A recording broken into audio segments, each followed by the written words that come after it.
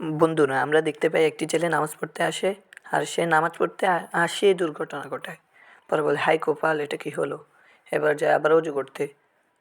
অজু করতে গিয়ে সে অজু করতে করতে আবারও পাদ মারে। সে আবার বিরক্ত হয়ে আবার অজু শুরু করে, আর আল্লাহর কাছে দোয়া করে, হায় আল্লাহ, আর যেন অজু করা না লাগে, হায় আল্লাহ, আর যেন পাদ না আসে।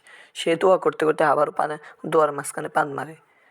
আর সে যায় এবার অজু করতে, আর বলে এটাই শেষ। কিন্তু সে মসজিদে ঢুকতে না ঢুকতে দেখে আবার পাদ মারে। আবার ঘ্রাণ নিয়ে দেখছে আসলে কি পাদ মেরেছে কিনা।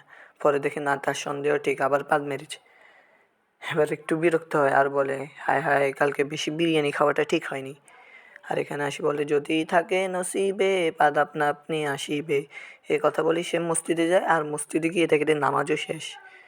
এবার সে দুঃখে বলে, হায় আল্লাহ, এটা কি হলো।